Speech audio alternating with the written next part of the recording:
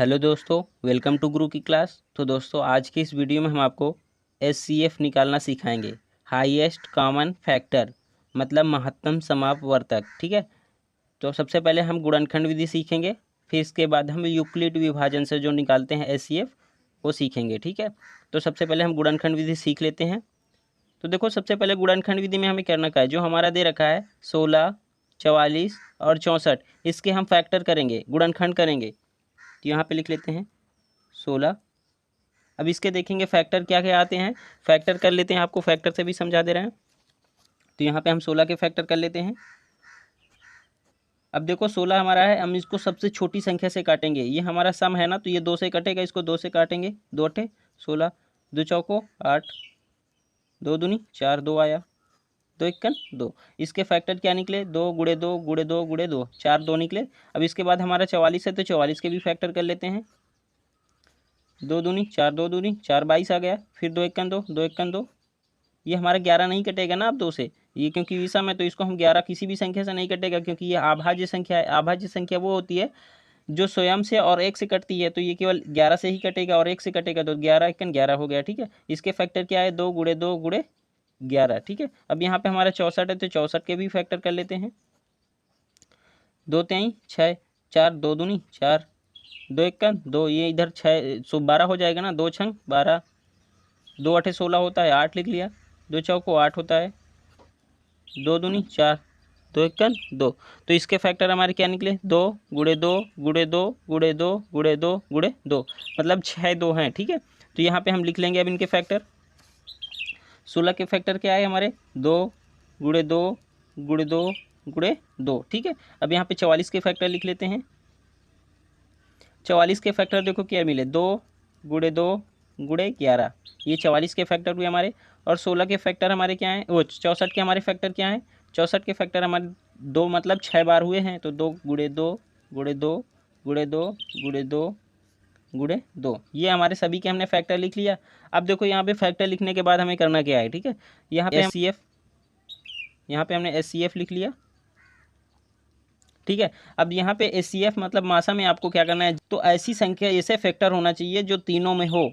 अगर तीनों में नहीं है तो हमारा वो फैक्टर एचसीएफ में नहीं आएगा। ठीक है। तो यहाँ पे देखो 2 2 2, ये वाला तीनों में मिल रहा है ना, देखो इसको, तो इसको हमने लिख लिया। ठीक है, ये लिख लिया। अब यहाँ पे अगला फैक्टर देखो, ये वाला 2 तीनों में मिल रहा है ना, तो इसको हमने लिख लिया। ठीक है, ये वाला भी फैक्टर हमने लिख लिया। अब हमारा देखो कौन सा अगला फैक्टर, ये वाला इसमें नहीं मिल रहा है, इसमें 11, इसमें 11 नहीं, इसमें 11 नहीं है, तो हमारे फैक्टर यहीं तक मिल रहे हैं ना, 2 गुड़े 2 तक ही मिल रहे हैं, तो इनका मल्टीप्लाई कर देंगे, 4 आ जाएगा। तो एचसीएफ हमारा क्या आया, 4 आ गया। तो ये हमारा एचसीएफ 4 आ गया, जिसमें हमने गुणनखंड विधि से सॉल्व किया था। ठीक है। यहाँ पे आपको मेन यही याद रखना है, जो हमारा फैक्टर मिलेगा हम उसी को नीचे एचसीएफ में रखेंगे। ठीक है। अब यहाँ पे हम यूक्लिड विभाजन विधि देख लेते हैं।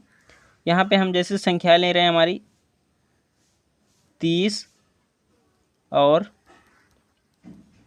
42, ये 2 संख्याएं हमारे, हमें इन्हें क्या निकालना है, एचसीएफ निकालना है। ठीक है। यूक्लिड विभाजन विधि से इसको सॉल्व करके हमें एचसीएफ निकालना है। ठीक है। तो यहाँ पे सबसे पहले हम देखेंगे इन दोनों में हमारी कौन सी संख्या बड़ी है। यहाँ पे बड़ी हमारी 42 है ना, किससे, 30 की अपेक्षा। अच्छा, तो यहाँ पे 42 जो होगा हमारा वो भाज्य हो जाएगा और 30 हमारा भाजक हो जाएगा। ठीक है। तो हम यहाँ पे क्या करेंगे, 30 का भाग 42 में देंगे। ठीक है, ये हमारा भाज्य है और ये हमारा भाजक। तो अब इसका इसमें भाग देते हैं हम। देखो यहाँ पे 30 है हमारा, यहाँ पे 42 है हमारा, तो एक बार में जाएगा ना, तो यहाँ पे 1 लिख लेंगे, 30 हो जाएगा। और यहाँ पे हमारा क्या आएगा, 2 आ जाएगा, और यहाँ पे हमारा 1 आ जाएगा। 4 से 3 घटेगा, हमारा क्या आएगा, 1 आ जाएगा। अब यहाँ पे देखो हमें भाग देते रहना है जब तक हमारा शेषफल 0 ना आ जाए। ठीक है। यहाँ पे हमारा शेषफल क्या आया, 12 आया। अब देखो यहाँ पे क्या करना है, हमारा जो शेषफल 12 आया है, अब इसको हम भाजक मान लेंगे। और जो हमारा पिछला भाजक था, पिछला भाजक क्या था हमारा, जिससे हमने भाग दिया था, 30 से भाग दिया था ना, वो हमारा भाज्य हो जाएगा। ठीक है। तो यहाँ ये है 30 हमारा भाजक था पिछला, तो ये हमारा भाज्य हो गया, और जो शेषफल निकला वो हमारा भाजक हो गया। अब हम इस 12 का इस 30 में भाग देंगे, तो कितनी बार जाएगा, 2 बार जाएगा। तो यहाँ पे क्या आ जाएगा, 24 आ जाएगा। अब देखो 30 से अगर हम 24 घटाएंगे, हमारा क्या आएगा, 6 आ जाएगा।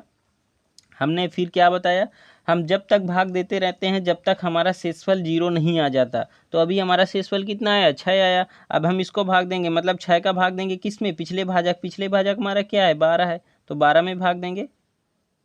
तो यहाँ पे 12 में भाग देंगे, क्या 12 लिख देते हैं, 12 6 दूनी 12, 2 बार में जाएगा ना, तो यहाँ पे 12 आ गया।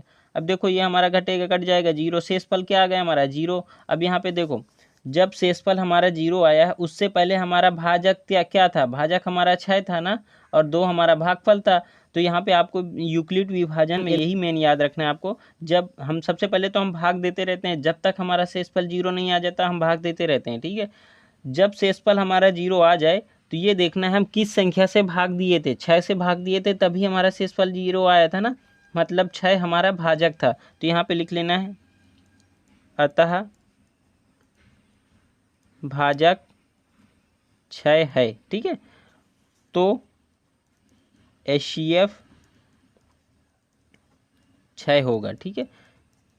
क्या समझ में आया, जब शेषफल हमारा 0 आ गया तो हमने किससे भाग दिया था, 6 से भाग दिया था, तो 6 हमारा HCF हो जाएगा, मासा 6 हो जाएगा, ठीक है। ये हमारी यूक्लिड विभाजन विधि है, और हमने गुणनखंड विधि से भी समझा दिया आपको, और यहाँ पे हमने यूक्लिड विभाजन विधि से भी समझा दिया है, ठीक है। वीडियो कैसी लगी कमेंट करके ज़रूर बताइएगा, और चैनल को नहीं सब्सक्राइब किया है तो चैनल को सब्सक्राइब कर लीजिएगा। Thank you.